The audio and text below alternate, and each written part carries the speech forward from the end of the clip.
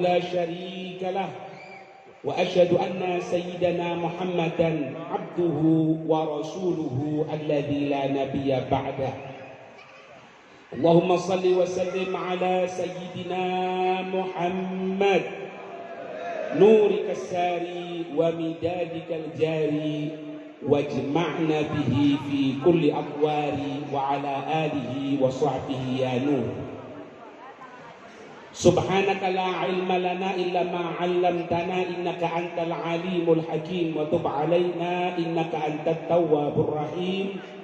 Rabbi shrah li sadri wa yassir li amri wahlul 'uqdatam min lisani yafqahu qawli amma ba'd. Assalamualaikum warahmatullahi wabarakatuh.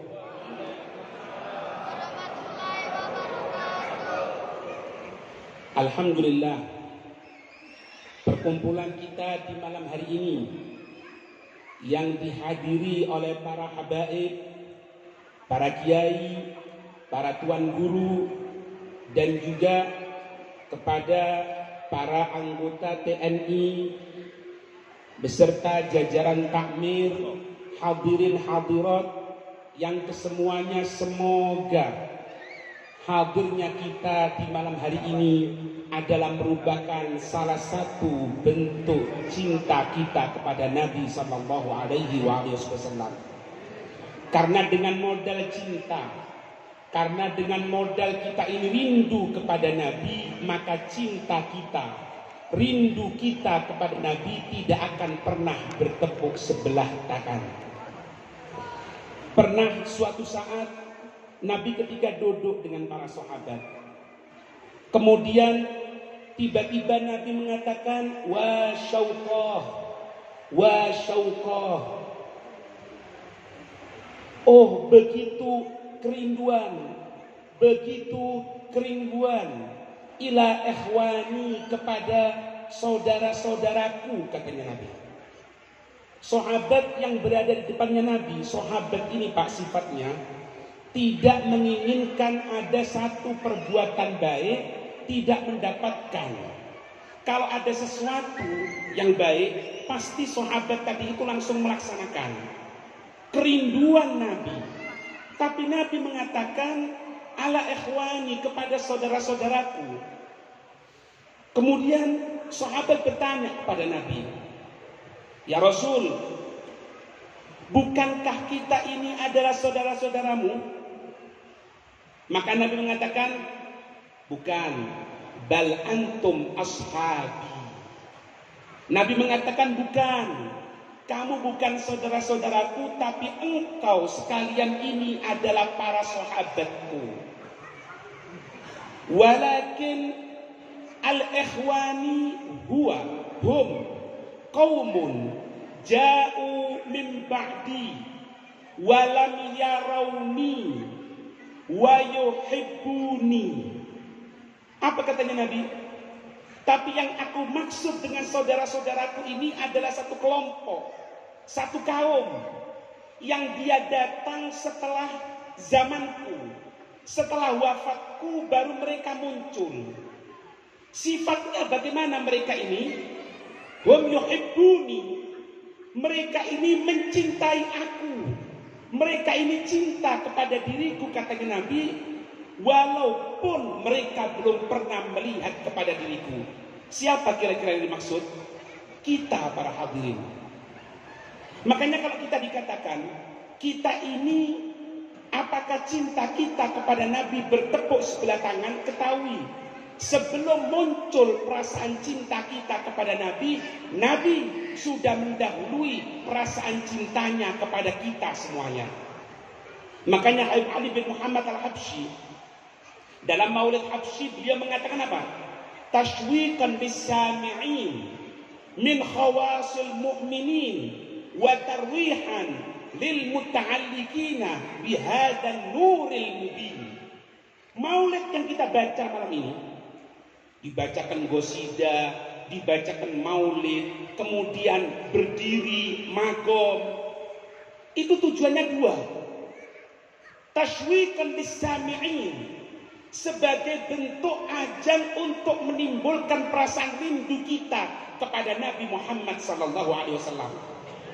Karena perlu diketahui, bukan cuma manusia, bukan cuma jin, bahkan binatang-binatang semuanya, bahkan jamadat mencintai Nabi SAW dan mengetahui siapa itu Nabi SAW.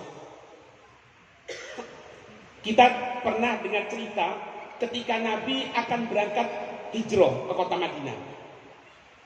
Nabi ketika itu tinggal di dalam Gua Thur. Tinggal dalam Gua Thur selama 3 hari. Lihat bagaimana cintanya Sayyidina Abu Bakar kepada Nabi SAW. Selama perjalanan itu Sayyidina Abu Bakar dilihat kadang-kadang di sebelah kanannya Nabi, kadang-kadang di sebelah kirinya Nabi, kadang-kadang di depannya Nabi, kadang-kadang di belakangnya Nabi ketika jalan. Rasul tanya, "Wahai Abu Bakar, ma baluk? Kenapa kamu berbuat seperti itu, wahai Abu Bakar? Kok pindah-pindah posisimu? Kenapa?" Katanya Sayyidina Abu Bakar, "Ya Rasul, aku takut ada musuh yang siap untuk menghunjamkan dari anak panah atau melemparkan tombak atau akan melukai dirimu. Makanya aku berpindah-pindah tempat agar kalau memang ada yang akan melukai dirimu, kalau memang ada yang akan mencelakai dirimu, tidak terkena dirimu tapi terkena diriku, wahai Rasul." Masuk Gua Thur. Ketika akan masuk Gua Thur, Sayyidina Abu Bakar mengatakan apa? "Tunggu di sini ya Rasul." Masuk dulu Sayyidina Abu Bakar. Dilihat di Gua Thur itu banyak dari lubang-lubang. Diambil kain, ditutup lubang pertama, ambil kain lagi, tutup lubang kedua, sampai seperti itu. Kain untuk menutup lubang sudah habis, tinggal satu lubang yang belum tertutup. Apa yang dilaksanakan Sayyidina Abu Bakar? Apakah dibiarkan begitu saja karena kain sudah habis? Oh, enggak. Sayyidina Abu Bakar untuk menutup lubang tadi itu ditutup dengan menggunakan kaki beliau. Kalau bahasa Jawanya itu dijejek, ditutup ini. Subhanallah, di lubang yang ditutup dengan kakinya Sayyidina Abu Bakar, di situ ternyata ada ular. Di lubang-lubang yang lain yang ditutup dengan kain tidak ada ularnya sama sekali. Rasulullah karena kecapean tidur di pangkuan dari Sayyidina Abu Bakar. Perhatikan makna ini. Rasul tidur di pangkuan Sayyidina Abu Bakar. Tidur di pangkuannya. Ular tadi itu mulai mengganggu Sayyidina Abu Bakar. Dipatok sekali dengan ular, diam Sayyidina Abu Bakar. Dipatok kedua kali, diam Sayyidina Abu Bakar. Sampai beberapa kali dipatok, tidak bergerak kaki Sayyidina Abu Bakar. Karena apa? Takut membangunkan Nabi yang ketika itu Nabi tengah berada dalam pangkuan Sayyidina Abu Bakar. Menahan sakit, sampai keluar air mata Sayyidina Abu Bakar menetes jatuh ke wajah mulia Rasul sallallahu alaihi wasallam. Air mata Sayyidina Abu Bakar. Ketika jatuh air mata tadi itu mengenai wajah mulia Rasulullah, itu Rasul bangun kaget melihat Sayyidina Abu Bakar sudah berubah keadaan. Dikatakan, "Kenapa wahai Abu Bakar?" Apa jawaban Sayyidina Abu Bakar? Dengan santainya, Pak. Apa kata Sayyidina Abu Bakar? "Ya Rasul, mungkin di sini ada binatang buas, ada ular atau kalajengking. Karena apa? Karena aku tidak mau untuk melepaskan kakiku karena engkau masih tidur." Ya. Cintanya Sayyidina Abu Bakar kepada Nabi SAW. "Pak, ini ular, Pak. Kita sholat, ada semut, gigit, gerak kok. Ada sesuatu, kita sholat misalnya, kemudian lewat, misalnya ada pakwal dengan sirinenya, noleh gini.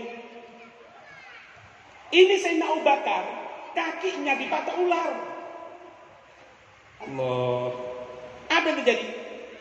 Maka Rasul, perhatikan, Rasul mengambil ludah mulia Rasul, diusapkan ke tempat patokan ular tadi itu, seketika sakitnya Sayyidina Abu Bakar hilang, racunnya hilang, dan Sayyidina Abu Bakar mengatakan, demi Allah aku tidak merasakan sakit lagi setelah terkena ludah mulia Rasul Sallallahu Alaihi Wasallam.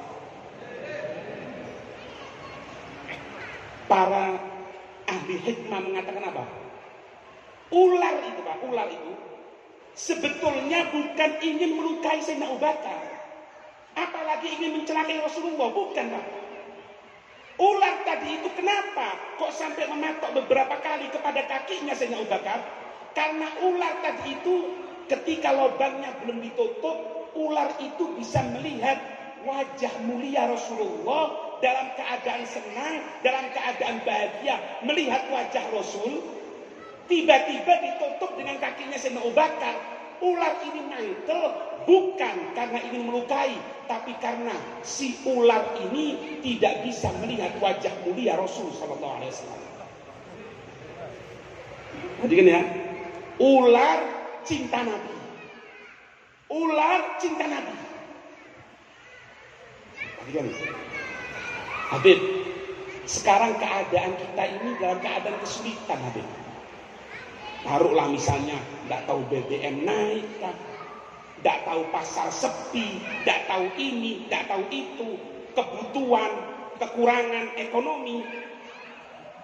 Yang jadi pertanyaan, kenapa ketika dalam keadaan seperti ini, dalam keadaan terjepitnya kita, dalam keadaan kesusahannya kita, kenapa kita tidak memanfaatkan Nabi Shallallahu Alaihi Wasallam?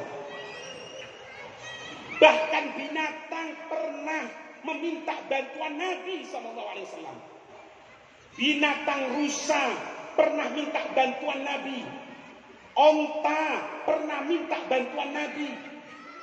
Ketika Nabi tengah jalan, ada seorang Arab gunung tidur, di sampingnya ada rusa yang tengah diikat.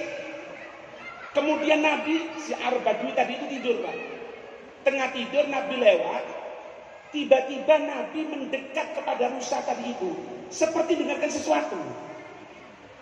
Kemudian si Arab Badui tadi itu kelihatan Nabi seperti itu kaget. Ya Rasul, ada apa engkau di sini? Nabi tanya, hei engkau, ini rusa milik kamu katanya. Iya ya Rasul, aku berhasil menangkap dia. Apa jawaban Nabi? Perhatikan Pak, ini rusa tawasul dengan Nabi. Rusa ingin mendapatkan bantuan Allah melalui Nabi. Perhatikan, apa katanya Nabi? Ini rusa tadi ngomong sama aku, untuk supaya dilepas sebentar. Agar apa? Agar rusa ini mau naik ke atas gunung terlebih dahulu, menyusui anaknya yang masih kecil. Setelah menyusui anaknya, dia akan kembali. Kemudian apa katanya Nabi? Katanya Nabi, dan selama rusa ini pergi, aku Muhammad Rasulullah yang menanggung rusa ini. Artinya kalau rusa itu tidak kembali, aku Muhammad Rasulullah yang siap untuk mengganti rusa milikmu yang sudah ditangkap. Pak, berhenti dulu Pak ya. Rusa dapat syafaatnya Nabi sebelum di akhirat. Ini binatang loh Pak.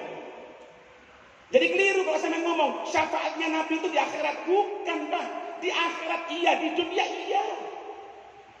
Kepada siapa Habib? Bukan cuma kepada kita manusia, binatang. Dilepas itu rusa Pak, dilepas naik ke atas, ditunggu sama Nabi. Nabi nunggu rusa. Urusannya Nabi ini pemimpin dunia akhirat Pak. Urusan genting, urusan yang sulit, tapi masih menunggu rusa tadi itu. Tak lama kembali rusa sambil mengatakan kepada Nabi, ya Rasul, sekarang aku siap. Nabi tidak tega. Apa katanya Nabi? Wahai engkau, apakah engkau mau melepaskan rusa ini? Jangan engkau tangkap lagi, biarkan dia lepas. Apa katanya si Arab Badui tadi itu? Ya Rasul, semenjak engkau yang meminta hal ini, maka aku akan lepaskan ini rusa. Dilepas itu rusa, Pak. Rusa tadi itu sebelum dilepas, itu loncat itu rusa, loncat-loncat gini sambil mengatakan apa? Asyhadu an la ilaha illallah wa asyhadu annaka Muhammad Rasulullah. Wa syahadatu dhabbi wal ghazalah bin nubuwati war risalah yang ada di Maul Sibuturon.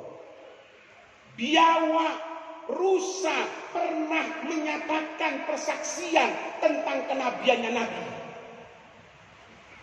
Makanya kalau kita kena kesulitan, apapun kesulitan yang ada sama kita, kalau kita masih meminta bantuan Allah melalui pintunya Nabi, tidak akan pernah sia-sia sama sekali. Kalau binatang dibantu oleh Nabi, apalagi kita umatnya, orang yang diperjuangkan oleh Nabi SAW. Dalam Sahih Bukhari dikatakan apa?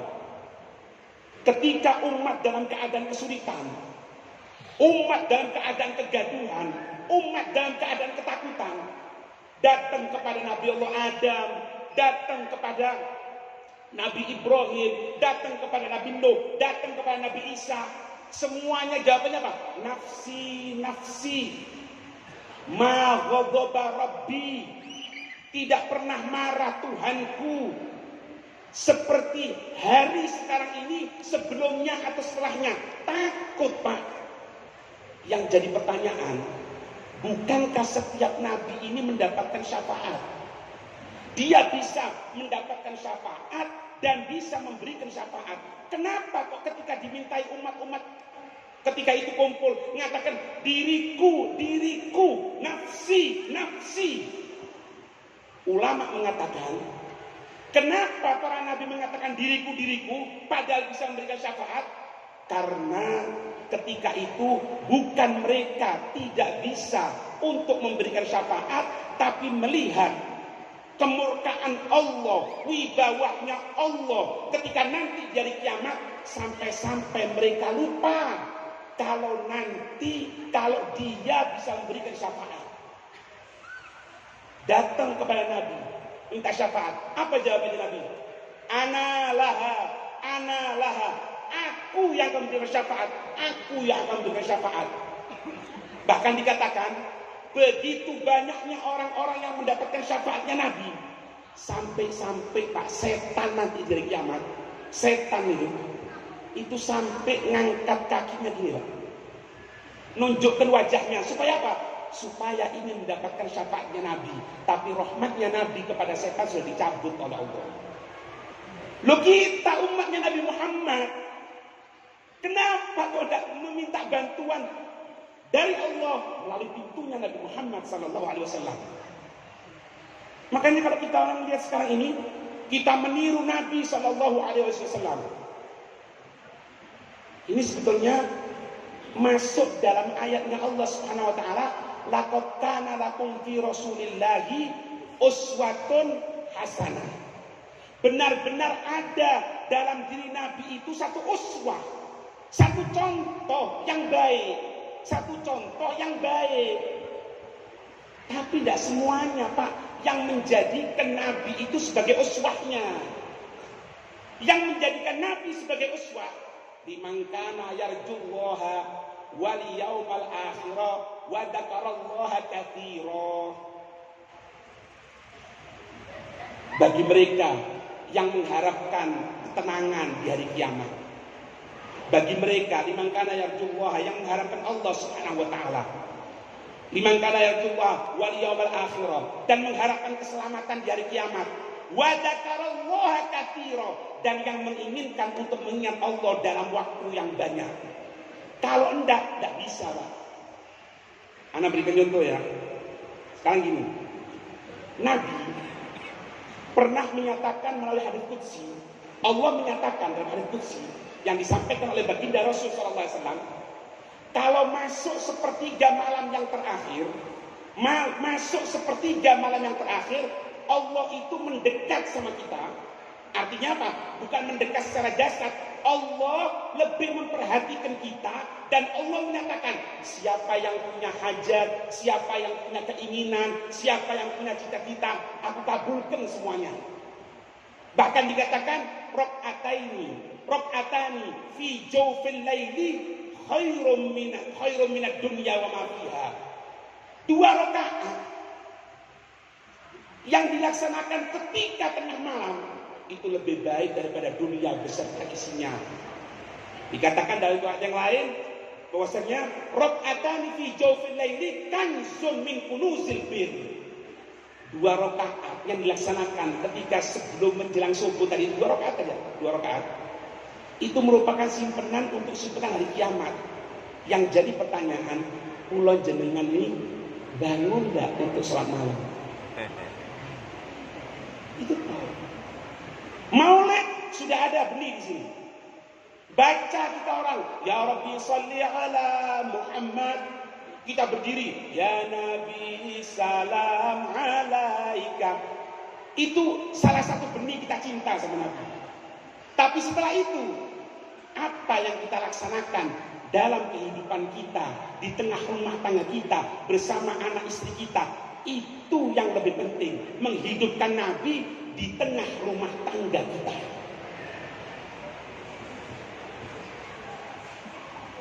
Kita ini sering mengatakan dalam hadis, kan dikatakan bahwasanya seseorang itu Pak, seseorang man ahabbani kana ma'i fil jannah. Siapa orang yang cinta kepadaku, maka dia bersamaku dari kiamat. Ini hadisnya keputus Pak. Sebelumnya ada. Apa sebelumnya hadis tadi itu?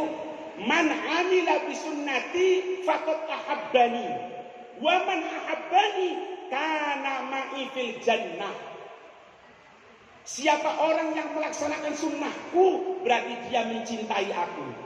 Siapa orang yang mencintai aku, dia akan bareng bersamaku di surganya Allah. Jadi makna cinta kepada Nabi sebelumnya apa itu? Man amila bisunnati. Siapa orang yang melaksanakan sunnahku. Kalau kita ngomong Pak, dikatakan bahwasanya aqrabun nasi yaumal qiyamati aktsaruhum alayya sholatan. Paling dekatnya orang nanti di hari kiamat adalah dia yang paling banyak sholawat kepadaku. Berapa kali kita sholawat sama Nabi? Tadi disebutkan 1 kali sholawat dibalas oleh Allah 10. 2 kali sholawat dibalas 20 oleh Allah. Sayyidatuna Rabi'atul Adawiyah itu dikatakan perharinya itu beliau bersolawat sebanyak 50.000 kali solawat. Nah kan ini ya. Sebetulnya bukan jumlahnya Pak, bukan. Kita sholat, kita ingin mendekatkan diri sama Allah, kita ingin ini, boleh, tidak ada masalah. Beb, anak punya hajat, beb, anak sholat seperti ini, boleh, tidak ada masalah. Cuma rohnya hilang. Apa rohnya? Ketika Sayyidina Rabi'atul Adawiyah ditanya, kenapa engkau bersolawat 50.000 kali per hari? Padahal engkau sudah umur 60 tahun ketika itu. Sudah tua Pak, umur 60 tahun. Solawat per hari 50.000 kali. Apa jawab beliau? Apakah supaya bisa masuk surga? Jawabannya, itu tujuan. Tapi bukan itu tujuan asli. Apa jawab beliau? Aku memperbanyak sholawat kepada Nabi Sallallahu Alaihi Wasallam supaya apa? Supaya nanti kalau Nabi mengatakan kepada umat, kepada nabi-nabi yang lain, fa inni mubahin bikumul umam, sesungguhnya aku berbangga di hadapan umat-umat yang lain. Supaya apa? Supaya aku dibanggakan oleh Nabi, seolah-olah nanti Nabi mengatakan ini ada orang tua dari kelompokku umur 60 tahun tapi sholawatnya 50.000 kali. Itu yang diharapkan oleh Sayyidina Rabi'atul Adawiyah untuk menyenangkan Nabi, untuk membuat bahagia Nabi. Nah kita orang kan salah Pak, salah penggunaan. Gimana? Toko sepi, kerjaan sepi, datang kepada Habib, datang kepada Kiai, datang kepada Ustadz, ngomong, aku sepi. Baca sholawat sekian kali, insya Allah rizki lancar. Jujur, kira-kira baca sholawatnya untuk Rasul atau untuk Tukurani? Ini rohnya yang hilang, Pak. Ini rohnya yang hilang. Kita masuk kamar mandi. Ini basi bapak kecil ini. Mudah. Kita masuk kamar mandi. Diajarkan Nabi, dahulukan kaki kiri. Keluar, kaki kanan. Masuk masjid, kaki kiri. Kaki kanan. Keluar, kaki kiri. Jangan kena. Ya kadang-kadang, misal, kalau sampai jalannya seperti itu, masuk masjid kaki kanan, keluar kaki kiri, aku siap memberikan kepadamu 1 juta sekali masuk. Kira-kira jalankan nggak? Jalankan. Kita bukannya tidak cinta sama Nabi, kita cinta sama Nabi. Kita kumpul sekarang ini bukti cinta sama Nabi ini. Ini bukti ini. Cuman tujuan harus untuk nyenangkan Nabi, untuk membuat bahagia Nabi. Kalau rohnya ini hilang, Pak, hilang semuanya. Hilang. Tidak akan terjadi apapun. Sekarang gini, jujur ya, jangan dijawab, gak mati aja. Kira-kira kita ini berapa kali sih mimpi Nabi? Ada yang kita umur 40 tahun, ada yang 50 tahun, ada yang 60 tahun. Berapa kali mimpi Nabi? Padahal Nabi mengatakan, man ro'ani fil manami fasayaroni yaqadatan. Wahia ru'yatul haq. Lianna syaitan lam yatamatsal bi. Siapa orang yang melihat aku dalam mimpi, itu berarti dia akan ketemu aku dalam keadaan terjaga. Ulama mengatakan meskipun detik-detik dia akan dicabut roh, akan keluar roh, maka Nabi akan datang. Berarti kalau tidak pernah mimpi Nabi, ditakutkan Nabi juga tidak datang sama kita. Dan itu mimpi yang benar. Dan mimpi itu adalah sesuatu yang benar. Karena apa? Setan tidak bisa menyerupa dengan diriku, katanya Nabi. Tanya Pak diri kita. Maaf ya, yang 40 tahun berapa kali mimpi Nabi? 50 tahun, 60 tahun, 70 tahun, bahkan 80 tahun, kok tidak mimpi Nabi ya? Tapi mimpi sepak bola, mimpi bintang film itu, mimpi rumah, mimpi mobil. Kenapa? Jawabannya satu, Pak. Hati kosong dari Nabi. Jangankan kita, Pak ya, sahabat. Ini kejadian zamannya Sayyidina Umar. Kejadian zaman Sayyidina Umar bin Khattab. Ketika Sayyidina Umar menjadi khalifah, pernah ketika malam hari Rasulullah itu sudah wafat, Sayyidina Ali mimpi ketemu Rasulullah. Sayyidina Ali mimpi ketemu Rasulullah. Kemudian apa? Rasulullah itu seolah-olah sholat di masjid. Kemudian apa? Sayyidina Ali masuk masjid, dalam mimpinya itu masuk masjid, duduk depannya Rasulullah. Selesai sholat, Rasulullah mendapatkan hadiah kurma. Kemudian apa? Rasulullah menyuapi Sayyidina Ali sebanyak 3 kali. Diambilkan kurma, disuapi. Diambilkan kurma, disuapi. Diambilkan kurma, disuapi. Bangun Sayyidina Ali. Setelah bangun, beliau sholat, nunggu waktu subuh. Ketika subuh, berangkat ke masjid. Di masjid tadi itu didapatkan Sayyidina Umar khalifah akan jadi imam. Sama seperti mimpinya. Sholat di belakang Sayyidina Umar. Kalau dalam mimpinya sholat di belakangnya Rasulullah. Sholat. Selesai sholat duduk, ada sahabat perempuan memberikan nampan berupa kurma. Diberikan kepada Sayyidina Umar. Nampan tadi itu. Setelah itu apa? Sayyidina Umar ngambil kurma tadi itu, disuapkan ke Sayyidina Ali. Sekali. Kaget Pak Sayyidina Ali. Kok seperti mimpiku ini? Sekali disuapin. Kenapa? Selesai, kedua kali disuapi lagi. Selesai, nunggu yang ketiga. Sayyidina Ali tanya, berhenti Sayyidina Umar. Wahai Umar, kenapa engkau menyuapi aku cuma 2 kali? Kok lagi 3 kali? Apa jawab Sayyidina Umar? Aku tidak akan pernah menyamai Rasulullah. Kalau Rasulullah menyuapi engkau 3 kali, maka aku Umar bin Khattab tidak pantas menyuapi kamu 3 kali. Cukup 2 kali, Rasulullah yang 3 kali. Ini mimpi loh Pak. Kaget Sayyidina Ali. Sayyidina Umar, engkau tahu kejadian itu? Aku juga mimpi seperti yang engkau impikan wahai Ali. Aku melihat engkau juga disuapi Rasulullah sebanyak 3 kali suapan korma. Sahabat itu setelah wafatnya Nabi mimpi Rasulullah. Kelihatan Rasulullah. Lo pulau jenengan itu Pak. Kenapa kau tidak pernah mimpi Rasulullah? Kenapa? Itu pertanyaan Pak. Karena terkadang kita ibadah ini Pak, bukan untuk Allah Pak. Terkadang maaf ya, maaf. Pribadi kita ini kadang-kadang, misalnya ya, anak katakan, ayo siapa yang ingin rezekinya lancar, setiap selesai ba'da salat asar baca surat Waqiah sampai baca. Tiba-tiba baca, dapat 1 bulan rezeki tetap seret. Datang ke anak ngomong, Habib kok bohong Habib? Loh, kenapa katanya? Kenapa kok bohong? Katanya kalau baca Waqiah rezeki lancar. Kenapa anak gak lancar?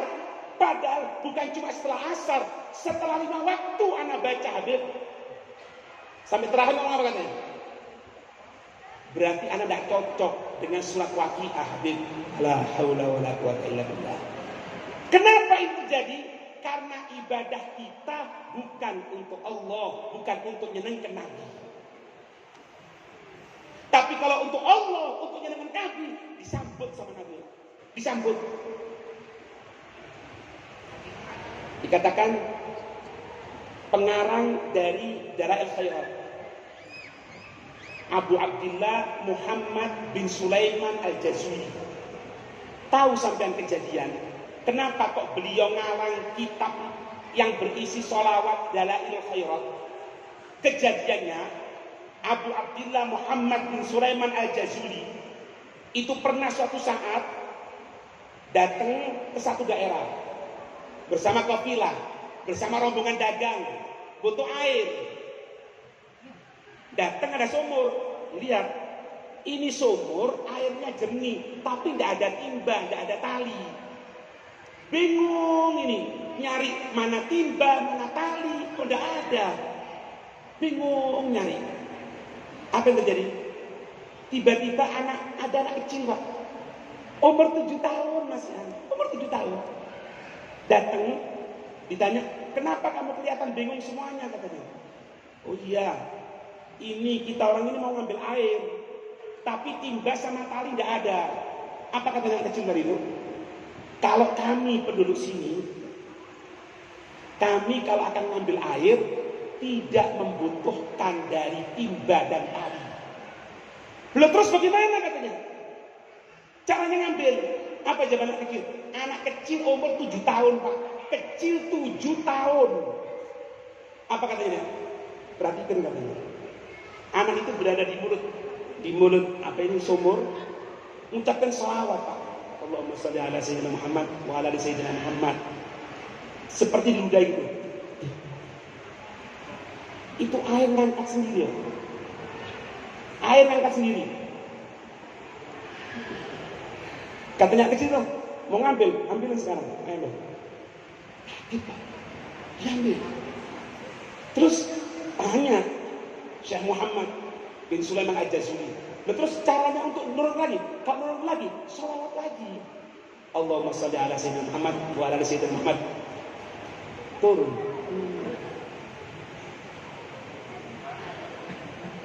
Gara-gara kejadian itu, Abu Abdillah Muhammad bin Sulaiman Al-Jazuli pulang dari kejadian itu, ngarang, menyusun dari kitab sholawat Dalail Khairat yang kita kenal itu.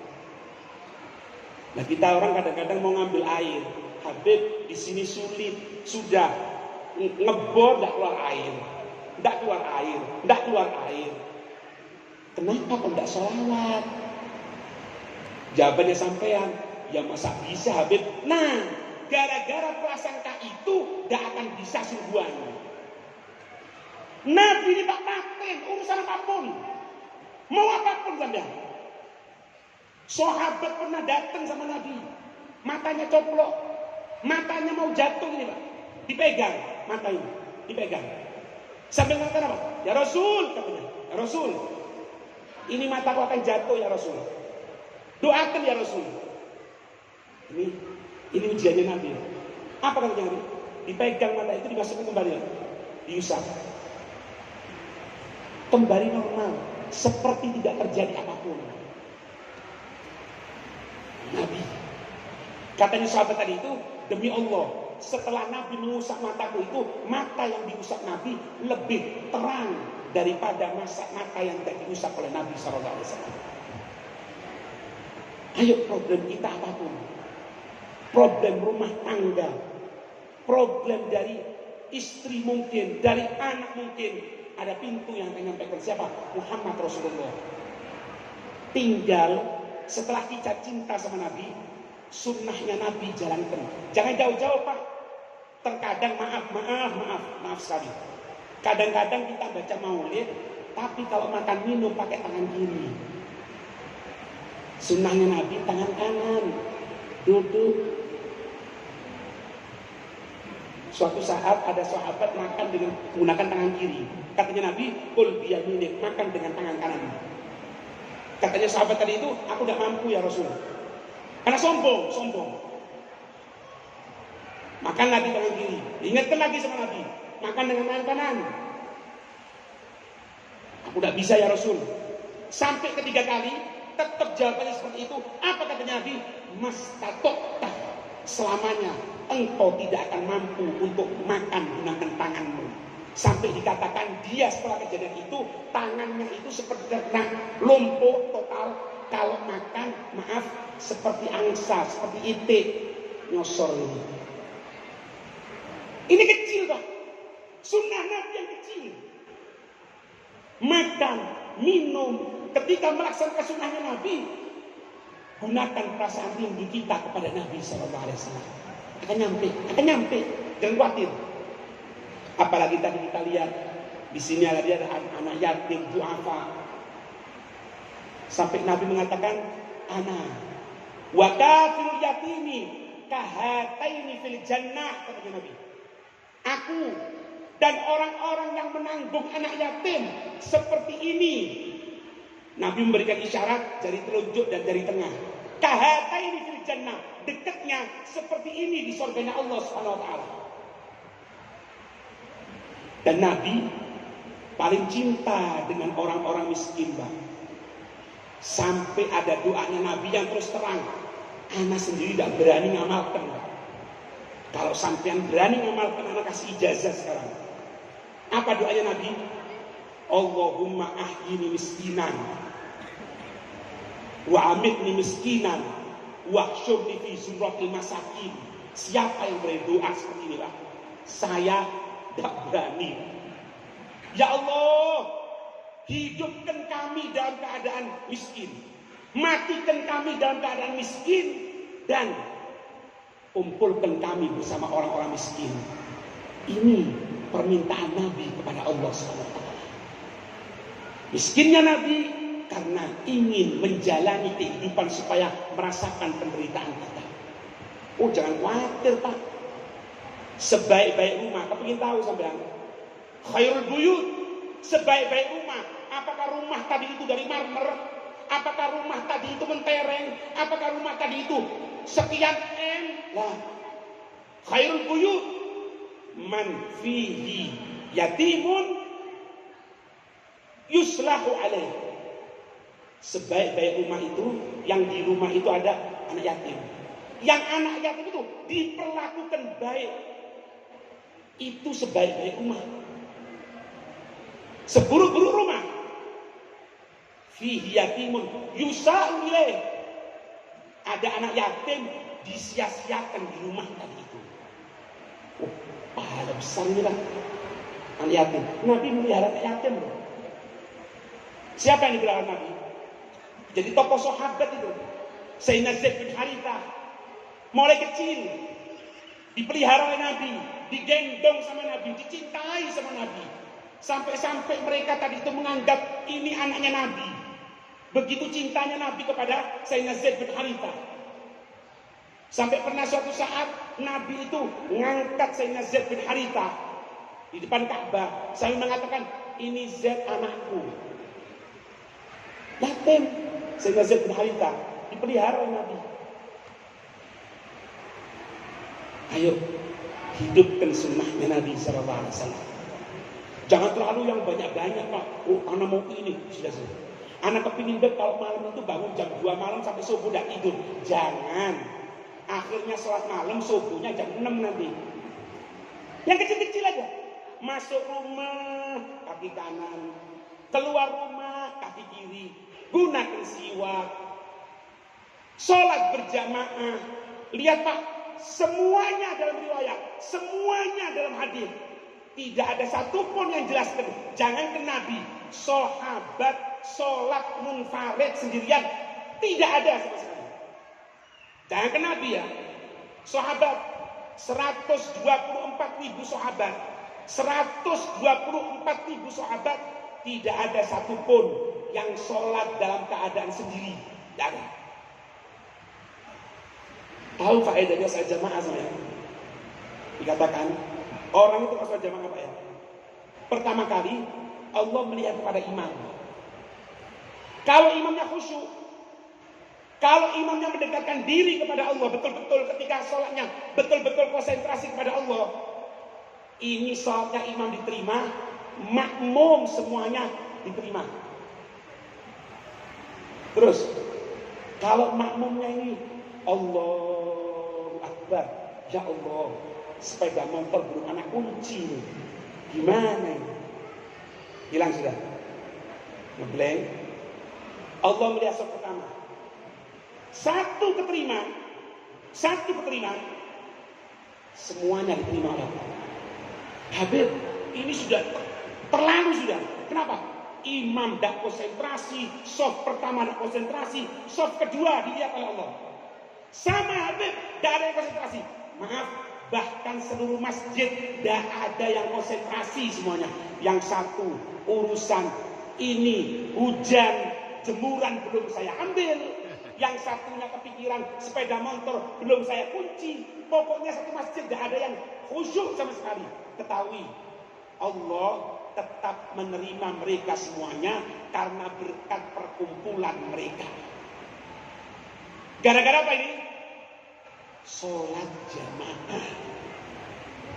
Makanya kalau kita ngaku cinta sama Nabi, Habib, anak cinta sama Nabi, sholat jamaah ada.